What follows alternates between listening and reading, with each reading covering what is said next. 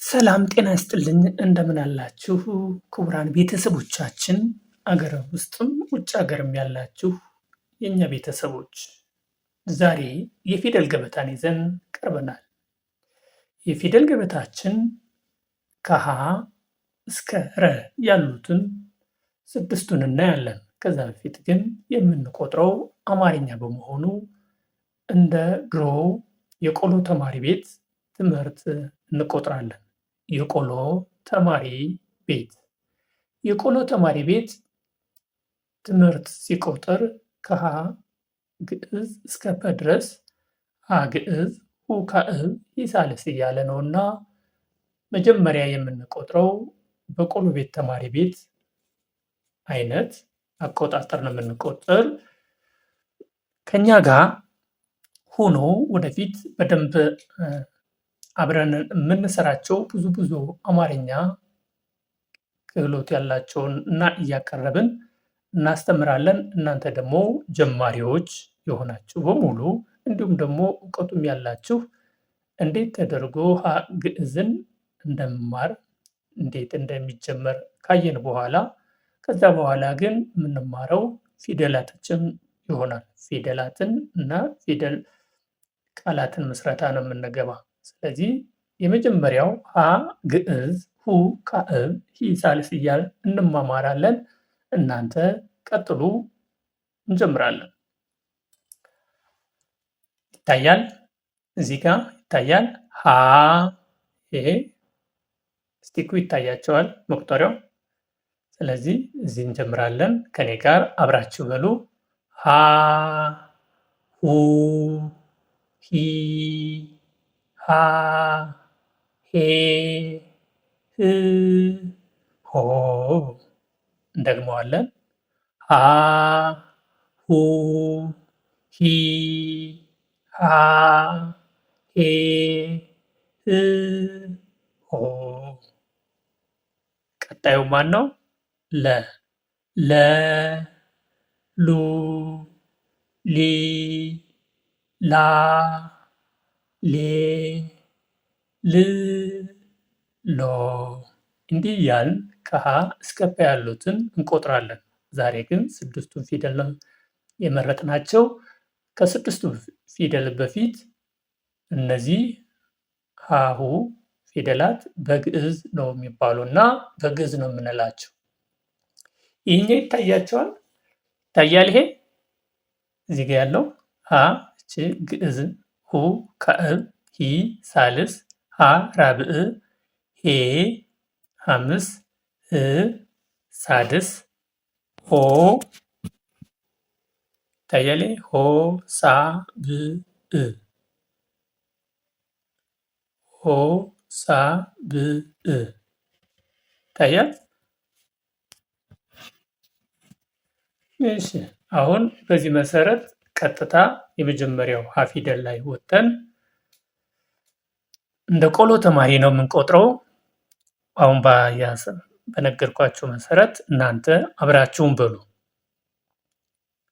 ሀ ግዕዝ ሁ ካዕብ ሂ ሳልስ ሃ ራብዕ ሄ ሐምስ ህ ሳድስ ሆ ሳብዕ። እንደግመዋለን። ሀ ግዕዝ ሁ ካዕብ ሂ ሳልስ ሃ ራብዕ ሄ ሐምስ ህ ሳድስ ሆ ሳብዕ። በዚህ መሰረት ነው ሌሎችንም የምንለው። ይኸው ከዚህ ወደ ታች ይታያቸዋል። ሀ ሁ ሂ ሃ ሄ ህ ሆ እያለ ሄዳል። ሀ ምን ይቀጥላል? ግዕዝ ሁ ካዕብ ሂ ሳልስ ሃ ራብዕ ሄ ሐምስ ህ ሳድስ ሆ ሳብዕ። እንዲህ እያለ ይቀጥላል። እናንተ የግዕዙን መጀመሪያው እንጀምር ብለን ነው እንጂ ስለ ግዕዝ እየተማርን አይደለም። አሁን የምንማረው የአማርኛ ፊደሎችን ብቻ ነው። አማርኛ ፊደሎችን ስለሆነ የነዚህን ግን አማርኛ ለማወቅ እነዚህ ግዕዝ፣ ካዕብ ግዕዝ ካዕብ ሳልስ ራዕብ ሐምስ ሳድስ ሳብዕ። ምናልባት ይሄ ትንሽ ጠፍቷል ጽሁፉ። በሚቀጥለው ደመቅ አድርገን እናየዋለን።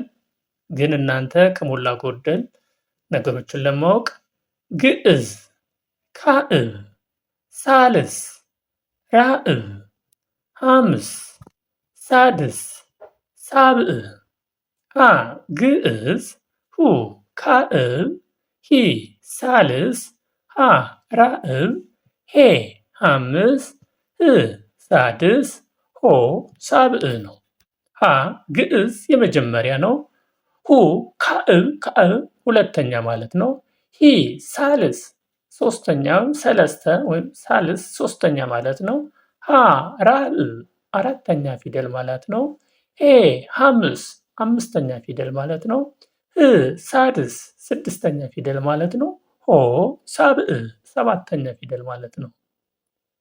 ይህን ካወቅን ወደ ፊደሎቹ ነው የምንሄደው። ወደ ፊደል እንደግመዋለን። ሀ ቃናው መለየት አለበት። እንደ ዘመናዊ ትምህርት ዝም ብለን ሀ ሁ ሂ ሃ ሄ ህ ሆ እያልን አይደለም። ቃናው ካለው ወይም ድምጸቱ ካለ እናንተ የተሻለ በደንብ አትረሱትም ማለት ነው። ለዛ ነው በቆሎ ቤት ተማሪ ድምፅ እንማረው ያልኳችሁ። ይህ በቆሎ ቤት ተማሪ ድምፅ መማሩ ለእናንተ ትልቅ ጥቅም ይሰጣል። አማርኛን እንደፈለጋችሁ ለመናገር ትልቅ በብዙ ሁኔታ ይረዳል። የምንማረው ግን ግዕዝ አይደለም፣ አማርኛ ፊደልን ብቻ ነው። ቀጠልኩ።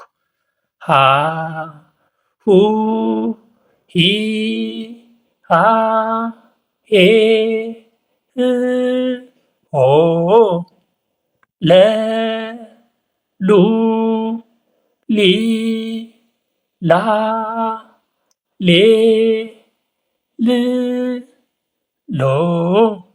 ቀጠልኩ። ሀ ሁ ሂ ሃ ሄ ህ ሆ። ቀጠልኩ። መ ሙ ሚ ማ ሜ ም ሞ ሰ ሱ ሲ ሳ ሴ ስ ሶ ረ ሩ ሪ ራ ሬ ር ሮ። አሁን እነዚህ 6 ፊደሎች አሁን ያየናቸው ናቸው። እንዴት አድርገን ነው በቃላችን የምንይዛቸው?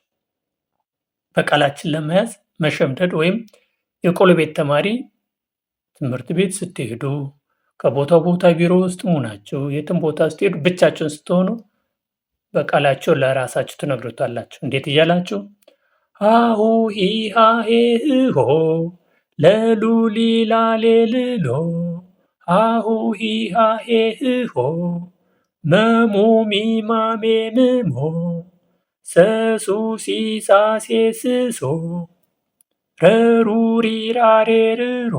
እንዲህ እያላችሁ ለብቻችሁ ስትሉት ፊደሉን ሳታዩ በቃላችሁ ወይም በድምፁ ብቻ ሸምድዳችሁ ያዛችሁት ማለት ነው።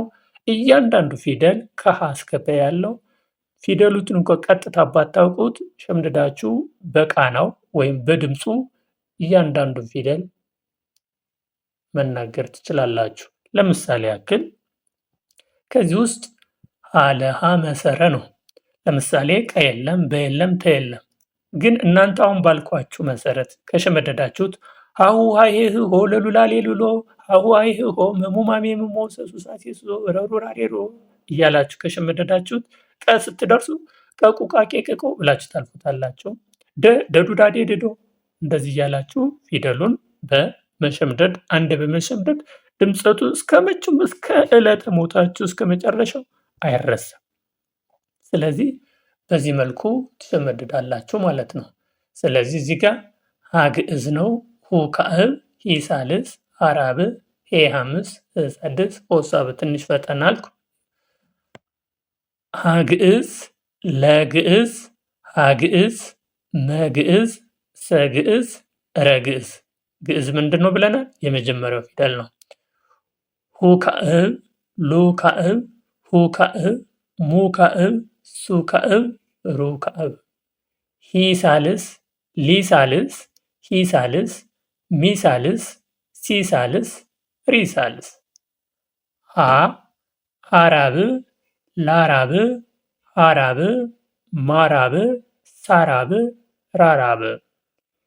ሄ ሐምስ ሌ ሐምስ ሄ ሐምስ ሜ ሐምስ ሴ ሐምስ ሬ ሐምስ።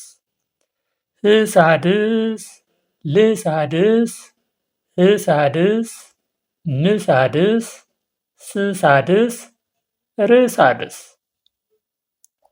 ሆ ሆ ሳብዕ ሎ ሳብዕ ሆ ሳብዕ ሞ ሳብዕ ሶ ሳብዕ ሮ ሳብዕ። ስለዚህ አይጠፋቸው ማለት ነው። ሀ ግዕዝ ሁ ካዕብ ሂ ሳልስ ሀ ራብዕ ሄ ሐምስ ህ ሳድስ ሆ ሳብዕ። ይህን አሁን ስለ ፊደላት እያንዳንዱን ሙሉ ለሙሉ ጠንቅቀን እንድናቅ ነው አሁን ይህን እያልኳችሁ ያለ እንጂ የምንማረው ፊደል ምስረታ ፊደል ነው። ይህ የኢትዮጵያ 7 ፊደል ነው። የሚጀምረው ምንጊዜም አማርኛ በ7 ፊደል ነው። ወደዚህ ወደ ጎን ስትቆጥሩት 7 ፊደል ነው። ወደዚህ 7 ፊደል ነው። እያንዳንዳቸው 7 ፊደል ነው። እያንዳንዳቸው ደግሞ 7 አናባቢ አላቸው። እንደ እንግሊዝኛው ኤ ኢ አይ ኦ ዩ ሳምታይምስ ኤች እንዳለው ሁሉ የአማርኛ ፊደል ደግሞ አ ኡ ኢ አ ኤ እ ኦ የሚለው አናባቢው ነው። ስለዚህ እዚህ ጋር ሀ ስንል አ የሚለውን ይዝልናል። ሁ ኡ ሂ ኢ ሃ አ ሄ ኤ ህ እ ሆ ኦ የሚለውን ድምፅ ይዝልናል። ስለዚህ በቀላሉ እንይዘዋለን ማለት ነው ንባቡ። አሁን ይቺ ሂ እዚህ ጋር ሃ ሄ ስንል ኤ የሚል ይዛል። ህ ስንል እ የሚል አብረው ድምፅ አለው። ሆ ስንል ኦ የሚል ድምፅ አለው። መ አሁን እዚህ መ ሙ ስንል ኡ የሚል ድምፅ አለው። ሚ ስንል ሚ ኢ የሚል ድምፅ አለው። ማ አ የሚል ድምፅ አለው። ሜ ኤ የሚል ድምፅ አለው። ም እ የሚል ድምፅ አለው። ሞ ስንል ኦ የሚል ድምፅ አለው። እዚህ ላይ እነዚህ ፊደላቱ ይታያቸዋል በደንብ ግን አይ ቲንክ ያ። ስለዚህ እነዚህ እስኪ ከነዚህ ውስጥ ሀ ሁ ሂ ሃ ሄ ህ ሆ እስኪ አንድ ደቂቃ ልስጣችሁና ሀሁ ሀዬ ህሆ ለሉላሌ ልሉ እያላችሁ እስከ ረ አንዴ በሉት እስኪ። አዎ ጎበዞች። ትልቁ ሰውዬ በጣም ጥሩ ነው። ህፃናቶቹም አዎ። ለምሳሌ እዚህ ጋር እስቲ ፊደል በዛውን እንመስለን። ሀሁ ሀሄ ህሆ ለሉ ሊላሌ ልሎ እንደዚህ እንዳልነው ሁሉ ይቅርታ። እስኪ እነዚህ ፊደላቱን እዛው ላይ እስኪ ፊደል ሀሁ ሁሂ ሃሁ ሁሂ ሂሃ እኔ ጋር ሂሃ ሄህ ህሆ እስኪ እዚህ ጋር ለሉ ሉሊ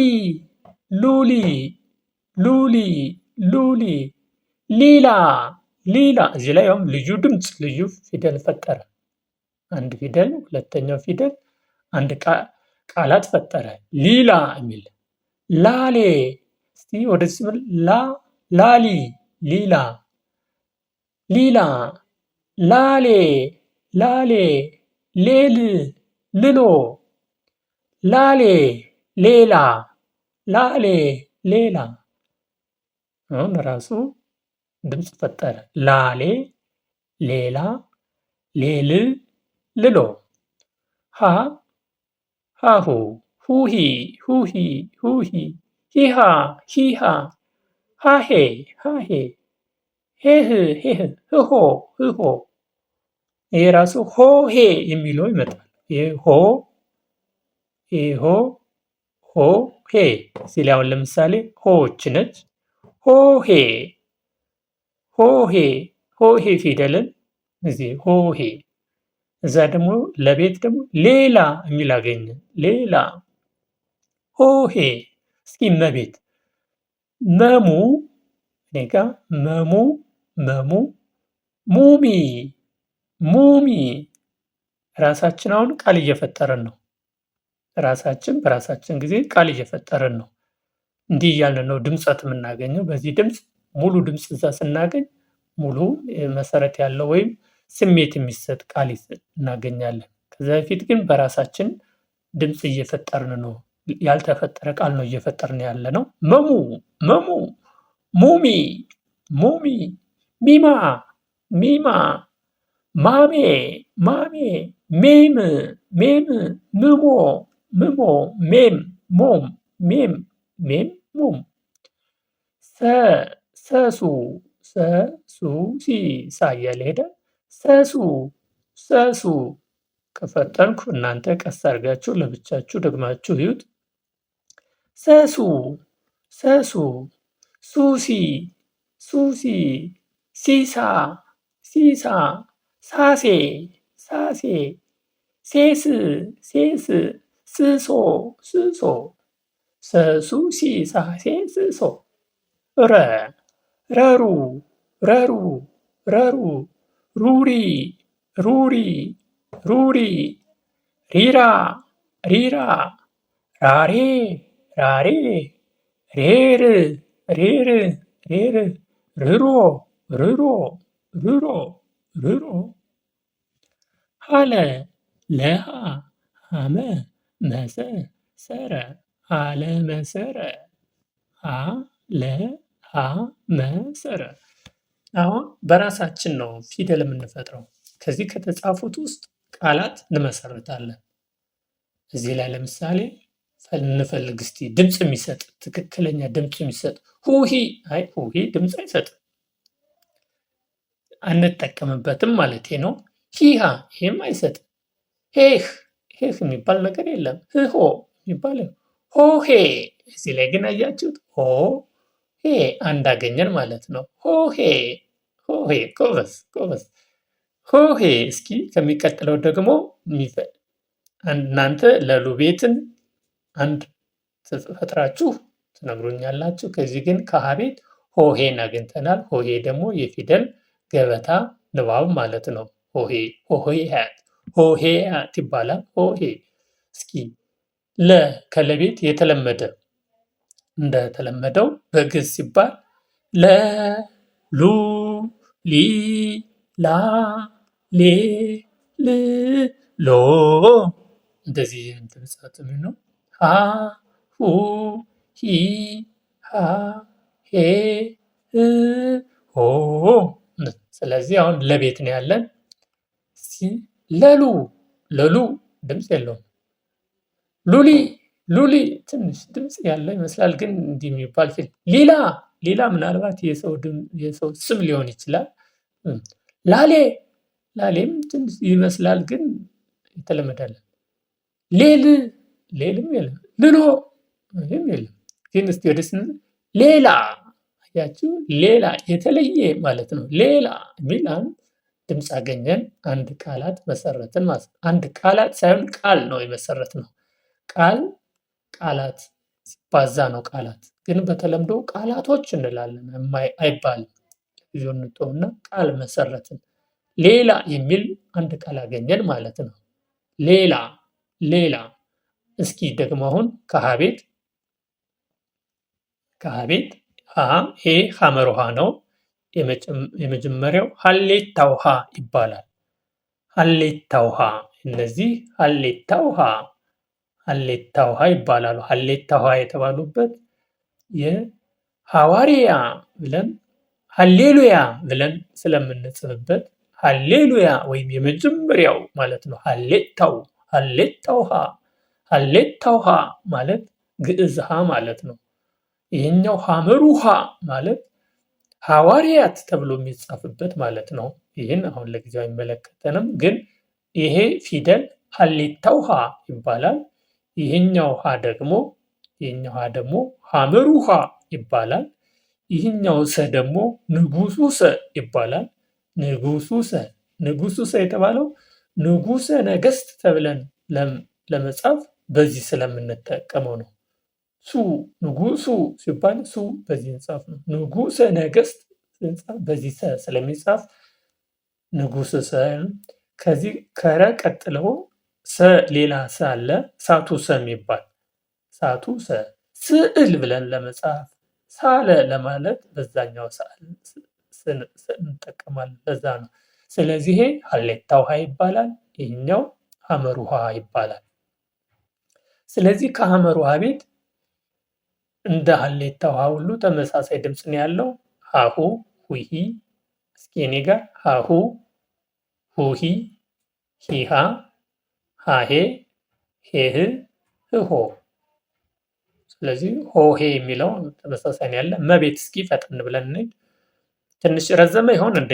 ከረዘመ አስተያየት ስጡበት። እነዚህ ላይ ረዝመዋል፣ እዚህ ላይ አጥረዋል፣ እዚህ ላይ ጎደለ ብላችሁ ትቀጥላላችሁ። አሁን እንቀጥል። መሙ፣ ሙሚ፣ ሚማ፣ ማሜ፣ ሜም፣ ምሞ። እስኪ እዚህ ላይ ማነው ጎበዝ ልጅ ጎበዝ ተማሪ ይችን አንድ ፊደል ገጥሞ አንድ ቃል የሚመሰርት? እችስ እዚህ ጋር ማማ እናት ማማ ትባለች። ማሚ ይባላል። ማሚ እናቴ፣ ማማ እናቴ፣ ማሚ እናት፣ ማማ። ስለዚህ ማማ እንዳገኘን፣ ማሚ እንዳገኘን፣ ሌላ ሁለት አገኘን። አንዳንዴ ደግሞ ማሜ የሚል ድምፅም አለ። ሶስተኛ ግን ማሚ እና ማማ የተለመዱ ናቸው። ሙሙም ይባላል። በአንዳንድ አካባቢ ሙሙዬ ይባላል። ግን እነዚህ ማሚ እና ማማ የአፍ መክፈቻችን ፊደሎች ናቸው።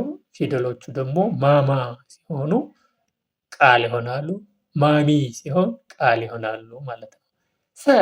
እስኪ ሰቤት ከዚህ ላይ እናንተ መስሩት። በተለይ ሁለቱ ላይ አንድ ካገኘን እስቲ ሰሱ፣ እኔ ጋር በሉ አንድ ላይ ሰሱ፣ ሱሲ፣ ሲሳ፣ ሳሴ፣ ሴስ፣ ስሶ፣ ሴሳ፣ ሲሂ፣ ሴሱ፣ ሳሳ። እዚህ ላይ እንዳገኘን አንተ ጎበዝ ነህ። በእድሜ ትልቅ ሆኖ ማለት 20 ዓመት 30 ዓመቱ ነው ማለት ነው። ግን አማርኛን በደንብ አቀላጥፎ ይናገራል። ጎበዝ። እዚህ አማርኛ እስኪ አሁን የእናንተ ፈተና ነው። ከዚህ እናንተ መስረታችሁ ፊደል ትጽፉልኛላችሁ። እዚህ ጋር ፊደል ትጽፉልኛላችሁ እናንተው ራሳችሁ። እኔ አልናገርም። ከረቤት ረሩ፣ ሪ፣ ራ፣ ሬ፣ ርሮ እናንተ ይሆናል ያላችሁትን አንድ ፊደል ፈልጋችሁ እንደዚህ ማማ አይነት ወይም ማሚ አይነት እናንተ ደግሞ አንድ ፊደል እዚህ ላይ ትጽፋላችሁ። ከዛ እስኪ እዚህ ማን አገኘን? ሊሊ እኔ ጋር በሉ ሊሊ። ላላ ነገሩ ላልቷል እንደማለት ነው። ላላ ይታያል። ግን እዚህ ጋር ላላ፣ ሊሊ፣ ማማ፣ ሳሳ ነገሩ ሳስቷል ለማለት ሳሳ። እዚህ ሳሳ፣ ላላ፣ ሳሳ፣ ማማ። እነዚህ አራተኛው ፊደል ወይም ራዕን ፊደሎች ፊደልን ለመፍጠር በጣም ቀላሎች ናቸው። ስለዚህ ከሁሉ በበለጠ ከሰባቱ ፊደላት በአራተኛውና በስድስተኛው ፊደል ቀለል ያሉ ናቸው። ከሁሉ ከፊደላት በተለይ ል፣ ህ፣ ም፣ ስ፣ ር ሳድስ ፊደሎች አናባቢም አያስፈልጋቸውም። የትኛውም ቦታ አካባቢ ሲፈልጉ ብብልልድድ ስስርር የሚሉ ቀላል ቃላት ፊደል ናቸው። በእነዚህና በአራተኛው እንደ ትመሰርታላችሁ። አሁን ግን የመጨረሻው ረሩሪ ራሬ ረረው በሚለው አንድ ቃል መስረታችሁ አስተያየት እዚህ ላይ ትጽፋላችሁ። ሌላው ይህን ሰብስክራይብ ታደርጋላችሁ። የልብ ምልክቷን ትነካላችሁ ወይም ሰብስክራይብ ታደርጋላችሁ፣ ላይክ ታደርጋላችሁ፣ ሸር ታደርጋላችሁ።